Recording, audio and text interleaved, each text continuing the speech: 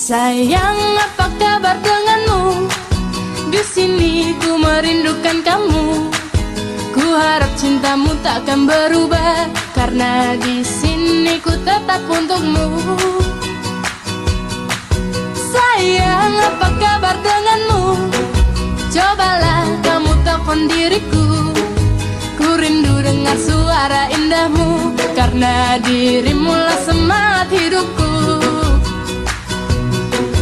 Sayang, dengarlah permintaanku, jangan ragukan cintaku. Sayang, percayalah apa kataku, karena ku sayang kamu.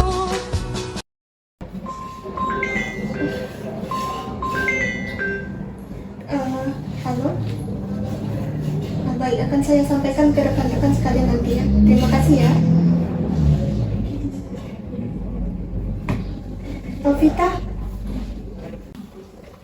tadi barusan kita dapat telepon penting, jadi tolong sampaikan rekan-rekan di ruangan, nanti kita akan mengadakan rapat penting, dan tolong ruangan dan kondisinya dipersiapkan ya. Oh, baik Ibu, saya akan sampaikan ke rekan-rekan. Permisi Ibu.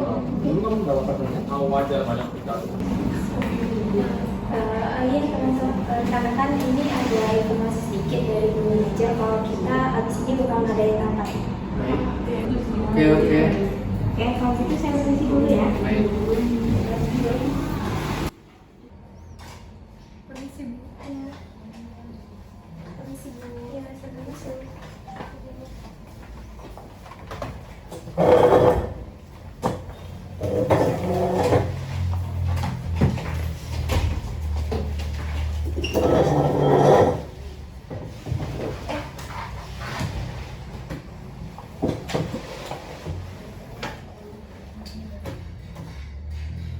Assalamualaikum warahmatullahi wabarakatuh. Selamat siang semuanya, apa kabar?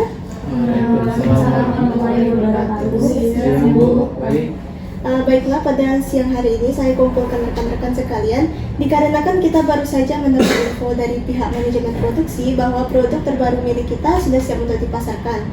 Oleh karena itu, saya mengharapkan bahwa nantinya kalian bisa menghasilkan pesan-pesan bisnis yang baik terkait produk baru yang akan launching ini nantinya. Ibu sedikit bertanya, pesan-pesan bisnis yang dimaksud oleh Ibu itu yang seperti apa ya?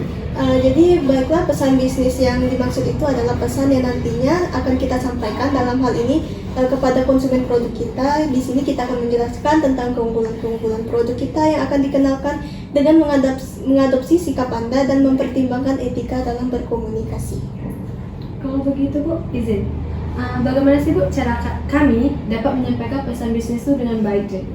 Jadi kita dapat menyampaikan dengan nada yang lugas, jelas maupun padat. Dengan hal ini juga didukung dengan memahami kebutuhan sebagai kita komunikator dengan memperhatikan beberapa hal seperti tidak menggunakan bahasa kuno dan bahasa yang berbelit-belit, hindari cara berbicara yang menceramahi dan membual, berhati-hati dengan sikap keakraban, dan berhati-hati dengan penyampaian humor. Baik. Baiklah, kalau sudah tidak ada ingin bertanya lagi, saya tugaskan kalian untuk membuat pesan bisnis terbaik, di mana penentuan terbaiknya akan dilakukan dengan cara voting dan diskusi bersama. Untuk berkas produknya nanti saya akan kirimkan ke email kalian masing-masing. Hasilnya akan saya tunggu besok di jam dan ruangan yang sama. Jadi sekian, terima kasih semuanya. Anis, aku mau ke toilet. Bentar, aku nitip laptop ya. Boleh. Oke. Bentar ya. Hai. Din, pesan bisnis kamu udah selesai belum? Udah, Nes, kenapa? Kalau gitu, aku boleh minta tolong nggak? Boleh, minta tolong apa? Kalau nanti aku voting buat rencana besok, paham lah. Boleh. Ya udah kalau gitu, aku pulang duluan ya. Oh, iya. Jangan lupa rencana besok. Hati-hati ya. Aku pulang ya. Oh iya, hati-hati ya. Oke.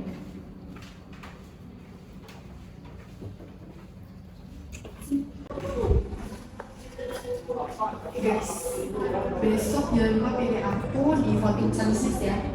Beda deh, kalau kalian pilih kamu dari atas. Pokoknya besok bakal aku lakuin makan siang deh. Oke? Boleh.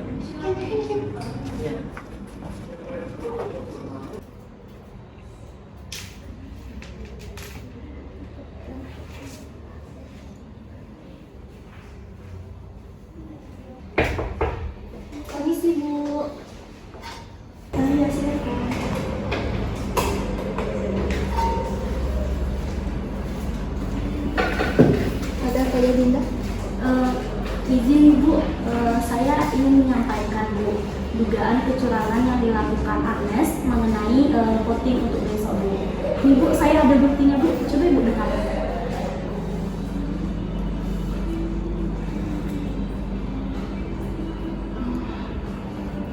Terima kasih ya, nanti akan saya proses mengenai hal ini, kalian tenang aja, oke? Baik Bu, terima kasih ya Bu. Izin keluar dulu ya Bu. Ya.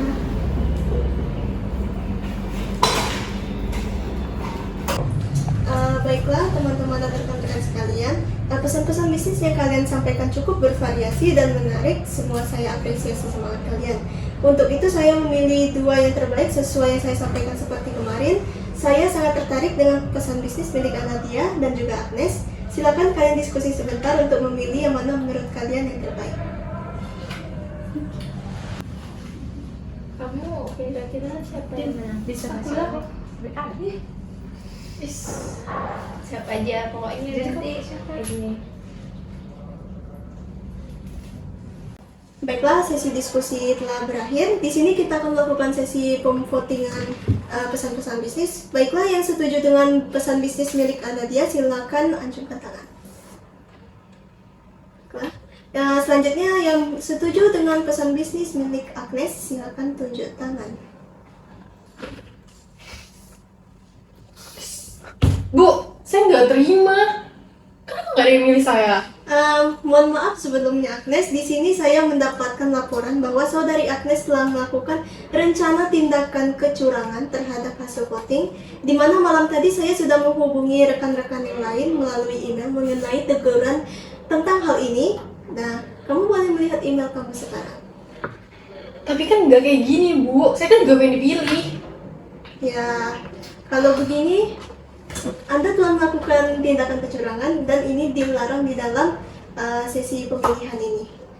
Jadi kalau masih ada kurang setuju, silakan introspeksi diri dengan membaca surat email yang baru saya sampaikan. Baiklah, kalau begini, pesan bisnis Anadia yang akan digunakan. Kalian tolong kondusifkan situasi. Kalau ada yang berbuat aneh-aneh lagi, surat negatifnya akan saya tambahkan lagi ya. Sekian, rapat itu. Baik, terima kasih Bu. Win, ngomong-ngomong maksud pesan negatif kata Bu Maya tadi itu apa ya? Masa kamu nggak tahu sih Zan? Maksudnya itu, jadi gini, pesan negatif itu berupa berita buruk yang disampaikan kepada partner bisnis nantinya. Dan di dalam itu menunjukkan rasa kecewa, marah, dan dapat mempengaruhi emosi seseorang. Jadi walaupun itu merupakan berita buruk, tapi harus tetap disampaikan sih. Terus tujuannya mengirimkan pesan negatif itu untuk apa sih? Jadi gini Zan, tujuannya tuh yang pertama ada untuk menyampaikan berita buruk. Nah yang kedua itu untuk memperoleh penerimaan tentang berita buruk. Nah yang ketiga ada untuk mempertahankan sebanyak mungkin niat baik dengan penerima. Nah yang keempat itu mempertahankan citra baik organisasi. Dan yang terakhir itu untuk mengurangi atau menghilangkan kebutuhan korespondensi tentang hal tersebut di waktu yang akan datang. Nah, tentunya disampaikan oleh dunia tidur tersebut ada pengembangan dalam penulisan pesan negatif. Seperti kita harus memilih pendekatan terbaik, menggunakan pendekatan langsung secara efektif. Terus ada bagian-bagiannya. Pertama kita harus buka dengan pernyataan yang jelas tentang berita buruk tersebut. Terus berikan alasan dan tambahan informasi. Terus tutup dengan catatan positif.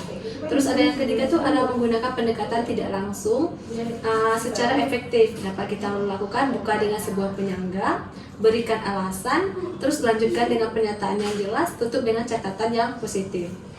Kita selain itu juga harus beradaptasi sih dengan penerimaan pesan tersebut, terus mempertahankan bagaimana standar tinggi etika dan etiket. Oh, jadi begitu ya? Ternyata banyak juga tata cara penulisannya. Salut deh. Tentu dong, tapi ya kalau menerima pesan tersebut, kita harus baiknya berintrospeksi diri terlebih dahulu sebelum kita melakukannya.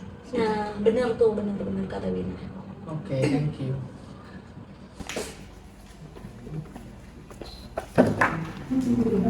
Halo Pak, selamat siang. Ada yang kami bisa bantu? Siang. Oh iya, saya ingin lihat produk. Apa sih kelebihan produk ini? Oh iya, Bisa dijelaskannya? Iya, sebelumnya Bapak boleh lihat brosur kami terlebih dahulu. Oke, kelebihan dari produk kami ya, di sini kami menggunakan bahan baku daur ulang yang ramah lingkungan tentunya. Terus penggunaan bahan bakunya itu dapat mengurangi sampah. Terus walaupun desainnya itu begini, tapi kegunaannya bisa dipertahankan dengan baik. Nah, contohnya di sini menggunakan insert dan karton. Jadi kami menggunakan secara langsung, tidak menggunakan plastik. Itu yang membuat produk kami itu menarik dan berbeda dari laptop yang lainnya. Bisa baca. Boleh dilihat. Oke, dari produk ini apakah kami akan mendapatkan benefit atau bagaimana? Takutnya nanti kami mendapatkan produk yang baik tapi tidak dengan benefitnya. Oke, baik. Di produk kami ini tentu saja Bapak mendapat benefitnya, yaitu kami menyediakan garansi selama 6 bulan. Jika barangnya ada yang cacat ataupun ada yang rusak, itu langsung kami ganti dengan barang yang mudah. Untuk layanannya kami berlangganan untuk pemeliharaan produknya dengan barang baru yang lain, Dan juga mendapatkan tas. Wah, gimana nih bro? Tarik hatinya. Wow. Oh ya, kami di sini juga melayani pembayaran secara kredit ataupun pemesanan secara cash. Kalau lebih lanjut informasinya, bisa Bapak hubungi yang nomor tertera di bagian bawah.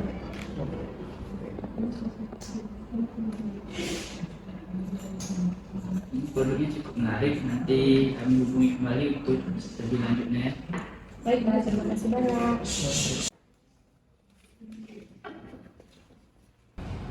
Ini tugas Anadia sama Wina itu kan pesan persuasif. Itu tuh maksudnya gimana sih? Kalau secara garis besar ya pesan-pesan persuasif dimaksudkan untuk menjual ide atau gagasan kepada orang lain, memberi saran agar prosedur operasional lebih efisien, mengumpulkan dukungan untuk suatu kegiatan tertentu, dan untuk meminta bantuan dana bagi suatu pembiayaan proyek tertentu. Nah, kalau untuk target dari Wina dan Anadia ya, pesan-pesan persuasi ini bertujuan untuk mempengaruhi audiens yang cenderung mempertahankan ide atau gagasannya. Nah, maka dari pesan-pesan persuasi umumnya lebih lama, lebih rinci, dan tergantung pada perencanaan strategis yang ketat. Kalau gitu cara penulisannya gimana? Kayak sulit nggak sih? Jadi caranya ada tiga. Yang pertama itu, langkah pertama yaitu merencanakan pesan. Nah, di dalam merencanakan pesan ini ada kita menganalisis situasi, mengumpulkan informasi, memilih medium yang tepat, dan mengatur informasi. Nah, kemudian setelah merencanakan pesan, lanjut lagi menulis pesan. Nah, di dalam menulis pesan ini ada caranya menggunakan bahasa yang sederhana, mendukung pesan dengan fakta, menyebutkan sumber, menjadikan seorang ahli, dan lainnya. Nah, kemudian langkah terakhir itu ada menyelesaikan pesan. Nah, di dalam menyelesaikan pesan ini, ketika ingin mengevaluasi isi pesan, cobalah untuk menilai argumen secara objektif dan serius. Nah, kemudian merevisi pesan agar lebih jelas dan padat. Nah, yang selanjutnya itu ada bertanya kepada kolega atau rekan bisnis yang lebih berpengalaman. Mungkin itu saja. Kalau penulisannya secara efektif sih harus memperhatikan beberapa hal sih, nah, seperti kayak misalnya membuat kerangka argumen, dan ada antisipasi penolakan. Nah, ada 3 nih. Yang pertama yaitu mengantisipasi sebanyak mungkin penolakan dan menjawabnya dalam pesan awal. Nah, kemudian sajikan rencana Anda dari semua sisi. Setiap pilihan jelaskan untung ruginya, pro dan kontranya. Kemudian yang terakhir itu ungkapkan nih kelemahan kita apa, kemudian cari solusinya dengan meminta audiens untuk menyumbangkan buah pikirannya. Itu saja. Baiklah, atas kerjasama kalian saya ucapkan terima kasih yang sangat luar biasa, dikarenakan hal ini melebihi ekspektasi saya sendiri. Untuk itu saya akan memberikan beberapa pesan positif untuk kalian. Kepada Anadia, selamat atas kenaikan jabatannya di dalam departemen ini. Baik, terima kasih semuanya sudah mempercayakan ide saya dan membantu mengembangkan hingga seperti ini. Berkat kerjasamanya lah kita semua, saya bisa berada di situasi saat ini. Kalau bukan karena kalian, itu tidak ada apa-apanya. Terima kasih semuanya. Baiklah, selanjutnya kepada Wina dan juga Dinda. Kalian mendapatkan hadiah apresiasi dikarenakan telah melakukan pekerjaan dengan giat. Terima kasih Bu. Terima kasih semuanya.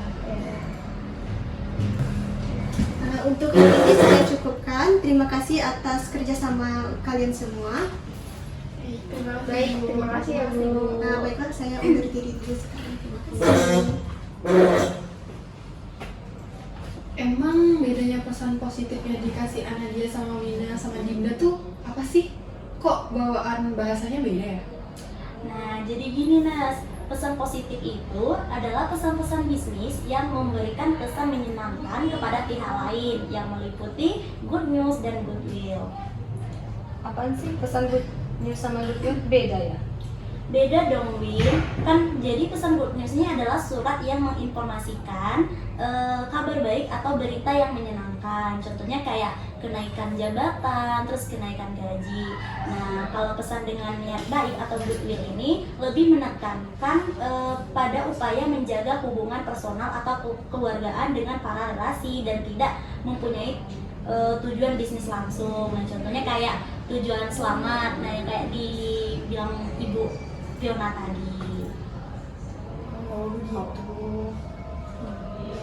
Ternyata ada gituan ya. Tapi ada juga aku pernah baca pesan rutin. Itu tuh apaan sih menurut kalian? Oh, pesan rutin ya? Aku juga tahu sih, kalau pesan rutin itu seperti penyampaian pesan yang berkaitan dengan kegiatan bisnis dalam sehari-hari. Itu bersifat rutin, penting, dan segera. Pesan rutin itu sangat beragam ya teman-teman. Tentunya seperti pesanan barang, memo, rekomendasi, terus ada permintaan informasi, kredit, penawaran, pengaduan, terus undangan. Dan pesan rutin umumnya pendek dan sederhana. Terus cara menulis pesan positif itu gimana? Ribet nggak sih? Aduh, kamu ini banyak tanya ya. Jadi penulisannya itu ada 4 tugas perencanaan. Nah, yang pertama tuh ada analisis situasi, kumpulkan informasi apapun yang perlu diketahui oleh penerima. Nah, kemudian seleksi medium yang tepat untuk pesan dan penerima. Dan yang terakhir itu atur informasi secara efektif. Oh gitu. Flota